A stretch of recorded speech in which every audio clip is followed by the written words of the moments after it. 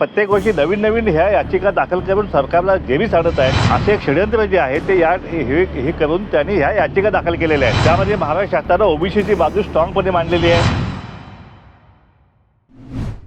हे पहा, बाळासाहेब सराटे आणि भोसले या दोन पिटिशनरनी संपूर्ण ओबीसी आरक्षण हे घटनाबाह्य आहे आणि ह्याला कुठलाही अधिकार नाही आहे आणि कुठलं सर्वेक्षण झालेलं आहे, आयोगाचं रिकमेंडेशन नाही आहे, अशा प्रकारचे आरोप करून हे ओबीसी आरक्षणातून ह्या जमाती बाहेर काढल्या गेल्या पाहिजेत असे एक षडयंत्र जे आहे ते हे करून त्यांनी ह्या याचिका दाखल केलेल्या आहेत। आणि ह्या याचिकेला आज मी स्वतः आज हायकोर्टमध्ये उपस्थित होतो।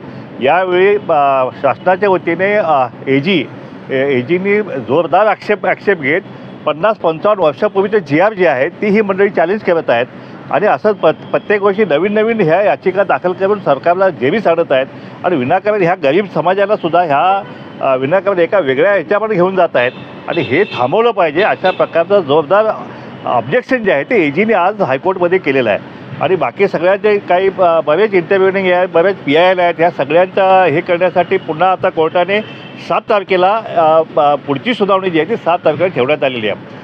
आज दोन महत्त्वाच्या गोष्टी घडल्या म्हणजे महाराष्ट्र शासनाच्याकडून या ठिकाणी अफिडेव्हिट दाखल करण्यात आलं। त्यामध्ये महाराष्ट्र शासनानं ओबीसीची बाजू स्ट्रॉंगपणे मांडलेली आहे। त्यांनी स्पष्टपणे त्यांच्या अफिडेव्हिट म्हटलेलं आहे की हे जे ओबीसीच्या जमातीनं आरक्षण दिलेलं आहे ते सगळे वेगवेगळ्या वेळी वेगवेगळे आयोग नेमलेले आहेत आणि त्यांच्या माध्यमातून हे सर्वेक्षण होऊन ह्या जमातींना आम्ही ओबीसीमध्ये घातलेलं आहे। कुठल्याही ओबीसी जमातीला असं बेकायदेशीररित्या घातलेलं नाही आणि अशा प्रकारे महाराष्ट्र शासनाने ओबीसींची बाजू समर्थपणे जे आहे त्या ॲफिडेव्हिटमध्ये मांडलेले आहे। मी महाराष्ट्र शासनाचं त्यांचा मी आभार मानेन।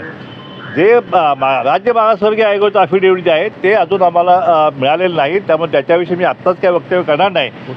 आणि त्याचप्रमाणे जे मराठा आरक्षणमध्ये जसे मोठमोठे वकील रफिक दादा, त्याचबरोबर मुकुल रोहतगी 20-20 लाख 90-90 लाख रुपये फी देणारे वकील जे आहेत ते एजीला सहाय्य करण्यासाठी दिले होते। आमची मागणी राहील सरकारकडे सुद्धा की या केसमध्ये सुद्धा, कारण ही सुद्धा सरकारची महत्त्वाची केस आहे, ओबीसींच्या आरक्षणाचं हायकोर्टमध्ये संरक्षण करणं ही महाराष्ट्र शासनाची जबाबदारी आहे। आणि म्हणून जसं मराठा आरक्षणामध्ये जसे वकील मोठे वकील दिले तसे एजीना सहाय्य करण्यासाठी अशा प्रकारचे मोठे वकीलसुद्धा या ठिकाणी देण्यात यावेत अशी मागणी मी याच्या आपल्या माध्यमातून सरकारला करत आहे।